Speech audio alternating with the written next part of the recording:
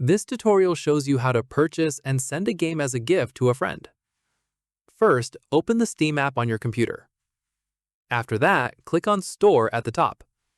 From there, search for and click on the game you want to gift. At this point, click on the drop-down next to Add to Cart. In the next step, select Purchase as a gift. Following this, click Add to Cart, then proceed to checkout. Once done, choose how you'd like to send the gift, either directly to a Steam friend or through a gift link. From here, if sending directly, select the friend from your list. At this stage, complete the payment process to finalize the purchase. Keep in mind, once purchased, the game will appear in your friend's Steam inventory, and they'll need to accept it before it's added to their library. Finally, your friend can accept the gift from their notifications or inventory to start playing. And that's it. If this guide helped you gift games on Steam, give it a like, subscribe for more Windows tutorials, and tap the bell icon for updates. See you in the next one.